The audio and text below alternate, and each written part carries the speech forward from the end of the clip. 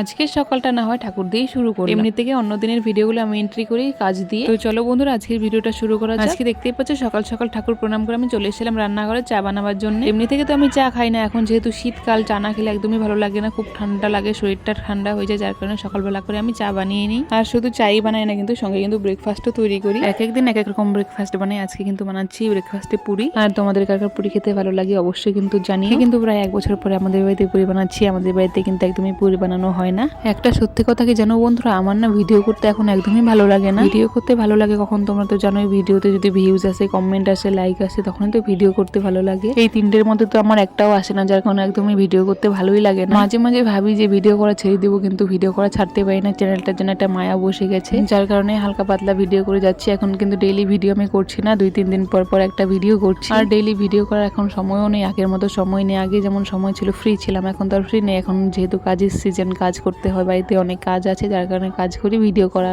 হয় না। আমরা কিন্তু বন্ধুরা গরিব মানুষ, গরিব মানুষের কিন্তু কাজ করতে হয়, কাজ না করলে কিন্তু গরিব মানুষের ভাত নেই। যাই হোক, দেখতেই পাচ্ছ আমার কিন্তু পুরি বানানো হয়ে গেছে। সবাই কিন্তু চা দিয়ে পুরি খাচ্ছে, আমি খালি খালি খাচ্ছি, কেননা আমার চা দিয়ে পুরি খেতে একদমই ভালো লাগে না। আর এত সকাল সকাল ঠান্ডার মধ্যে কোনো সবজি বানাতে ইচ্ছে করলো না, যার কারণে আমাকে খালি পুরি খেতে হচ্ছে। এখন যেহেতু শীতের দিনে না আমাদের সকাল সকাল ভাত খাওয়া একদমই হয় না। শীতের দিনে আমরা কেউ সকালবেলা ভাত খাই না, দুপুরে খাই, যার কারণে সকালবেলা একটা ব্রেকফাস্ট তৈরি করি আর দুপুরে রান্না হয়। এদিকে আমার তো খাওয়া শেষ হয়ে গেছে, মা, দিদা, স্বর্ণ খাচ্ছে এখনো, কেননা ওরা খাচ্ছে চা দিয়ে। আমার যেহেতু খালি রুটি ছিল, মানে খালি পুরি ছিল, আমার তো মানে সেরকম খেতে ইচ্ছা করলো না, যার কারণে দুটো খেয়েছি আর ওরা খাচ্ছে।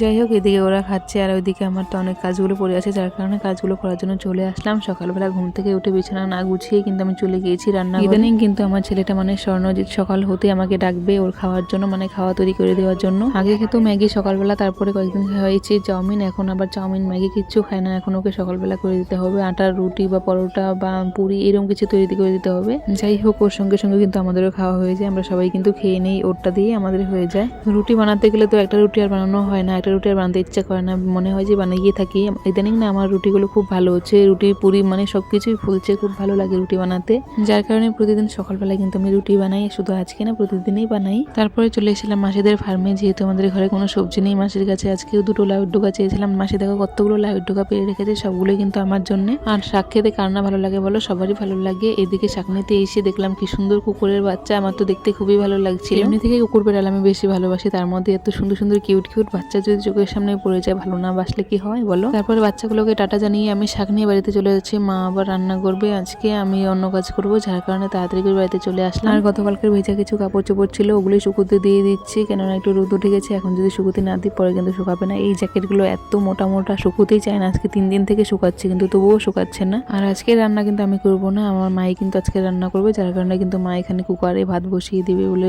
চাল মানে চাল জল সবকিছু রেডি করে নিচ্ছে। অনেকদিন থেকে মায়ের রান্না খাওয়া হয় না, যার কারণে আজকে মাকে বললাম আজকে তুমিই রান্না করো, আমি আজকে রান্না করবো না, অন্য কাজগুলো করে ফেলবো আমি। আর দেখতেই পাচ্ছ কতগুলো আলু এখানে পেরে নিচ্ছে, আলুগুলো কিন্তু এখন কাটবো। আলুগুলো কাটলে কিন্তু লোকের আলু, কিন্তু এগুলো আমাদের না, কিন্তু লোকের আলুগুলো কাটবো।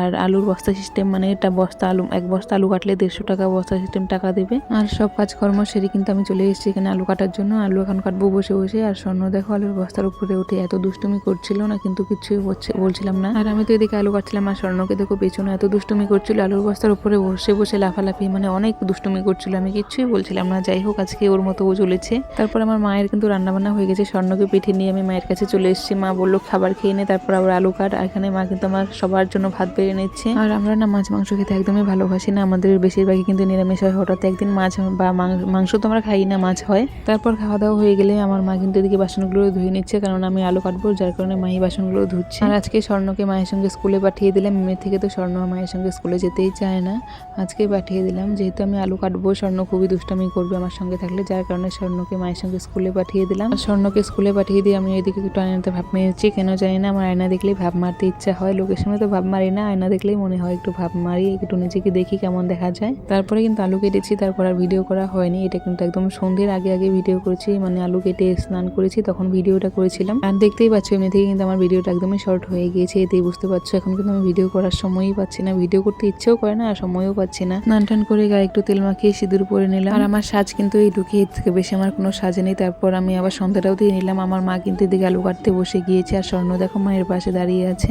এমনি দিন তো আমার মাই সন্ধ্যা দেয়, আজকে কিন্তু আমি সন্ধ্যা দিচ্ছি, যেহেতু মা কাজ করছে এর জন্য আমি সন্ধ্যাটা দিয়ে নিলাম। মা রান্না করেছিল সকালে, আর মায়ের কাজ এখন আমি করছি। আর বন্ধুরা 2টো পয়সার জন্য কত না কষ্ট করতে হয়। দেখতেই পাচ্ছ আমার মা কিন্তু স্কুলে রান্না করে এসে কিন্তু এখন আমার মা আলু কাটতে বসে গেছে। সন্ধ্যা মানে রাত হয়ে গিয়েছে, ভাবতেই পারছো কতটা কুয়াশা, ঠান্ডার মধ্যে বসে বসে আমার মা আলু কাটছে।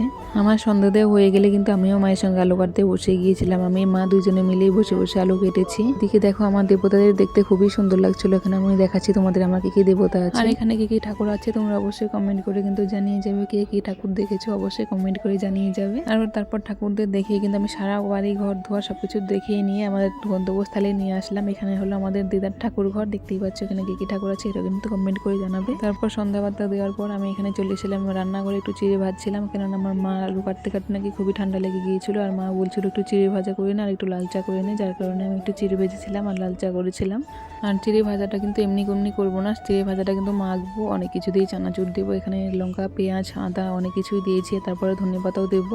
অনেকদিন থেকে চিড়াগুলো ঘরে ছিল আর খাওয়া হচ্ছিল না, যার কারণে আজকে ভাজলাম। ভাজলে তো খাওয়া হয়ে যাবে, যার কারণে একটু ভেজে নিলাম। আর আমার মা এদিকে চিড়ে ভাজাগুলো মেখে নিচ্ছিল। আর দেখতেই পাচ্ছ পুষ্টিগুলো কিন্তু দাঁড়িয়ে আছে। স্বর্ণজিৎ কিন্তু খুব দুষ্টামি করছিল চিড়ে ভাজা খাওয়ার জন্য। তারপরে দেখো রাগ করে কিন্তু আমার মাকে ওড়না দিয়ে পেঁচিয়ে রেখেছে, আমার মা বকেছে বললে।